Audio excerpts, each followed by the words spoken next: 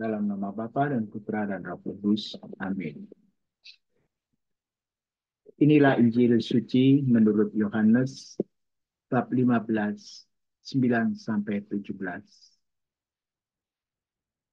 Dalam amanat perpisahannya, Yesus berkata kepada murid-muridnya, "Seperti Bapa telah mengasihi aku, demikian juga aku telah mengasihi kamu.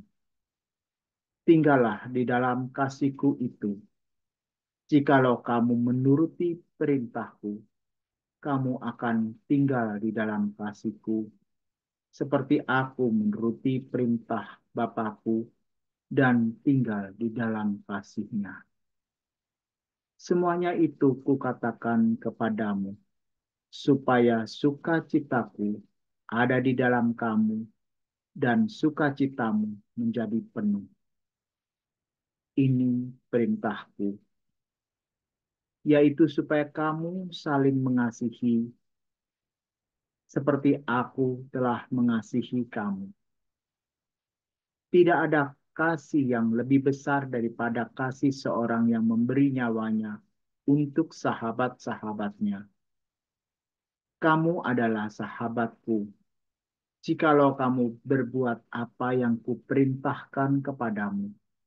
Aku tidak lagi menyebut kamu bahagia, tidak lagi menyebut kamu hamba, sebab hamba tidak tahu apa yang diperbuat tuannya. Tetapi aku menyebut kamu sahabat, karena aku telah memberitahukan kepada kamu segala sesuatu yang telah kudengar dari Bapakku. Bukan kamu yang memilih aku, tetapi akulah yang memilih kamu. Dan aku telah menetapkan kamu, supaya kamu pergi dan menghasilkan buah. Dan buahmu itu tetap. Supaya apa yang kamu minta kepada Bapa dalam namaku, diberikannya kepadamu. Inilah perintahku kepadamu. Kasihilah seorang akan yang lain. Demikianlah sabda Tuhan.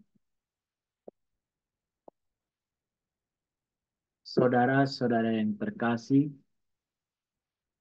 masih ingatkah pada tanggal 16 Agustus 2016 di Olympic Stadium sempat merekam drama kemanusiaan?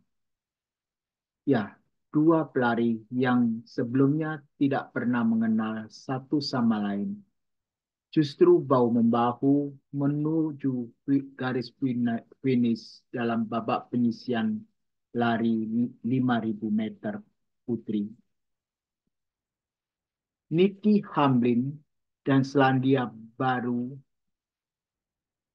Nikki Hamlin dari Selandia Baru bukanlah siapa-siapa bagi pelari Amerika Serikat.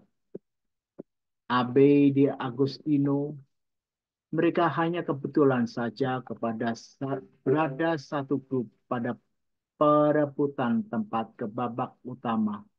Bahkan di lintasan, Hamlin merupakan rival dari De Agustinus.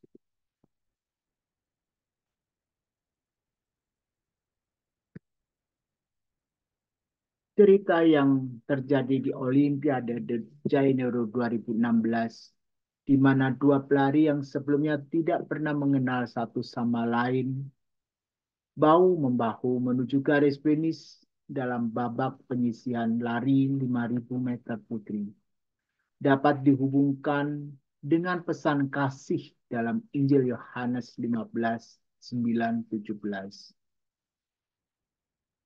Ketika kedua pelari ini, meskipun asal-usul dan latar belakang mereka mungkin berbeda, memilih untuk bekerja sama dan saling mendukung untuk mencapai tujuan bersama. Mereka menciptakan sebuah gambaran nyata dari kasih Kristus yang terhubung, seperti yang diajarkan oleh Yesus.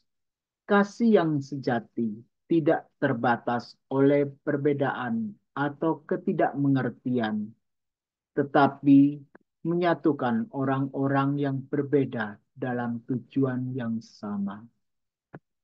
Dalam perlombaan tersebut, kedua pelari tersebut mungkin memiliki tujuan individu untuk menang atau meraih prestasi pribadi. Tetapi ketika mereka memilih untuk bekerja sama dan saling mendukung, mereka memperlihatkan kasih yang melebihi egoisme dan ambisi pribadi. Hal ini mencerminkan ajaran Yesus bahwa tidak ada kasih yang lebih besar daripada kasih seorang yang memberikan nyawanya untuk sahabat-sahabatnya.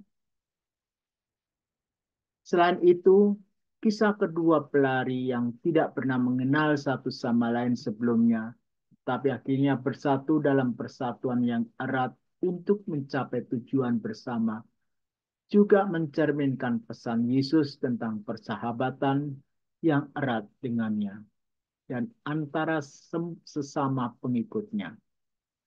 Dalam kasih Kristus, kita dipanggil untuk tidak hanya menjadi pribadi yang sukses, tetapi juga sahabat yang setia dan berbagi dalam perjalanan hidup satu sama lainnya. Dengan demikian, kisah inspiratif dari dua pelari di Olimpiade Rio 2016 memperlihatkan bagaimana kasih Kristus dapat mempersatukan orang-orang dari latar belakang yang berbeda, mendorong mereka untuk bekerja sama dan saling mendukung dalam mencapai tujuan yang lebih besar. Hal ini mengingatkan kita untuk menghidupi nilai-nilai kasih, persahabatan, dan kerjasama dalam kehidupan sehari-hari, sebagaimana diajarkan oleh Yesus dalam Injil Yohanes ini. Kemuliaan kepada Bapa dan Putra dan Roh Kudus, seperti kepada permulaan, sekarang, selalu, dan sepanjang segala abad. Amin.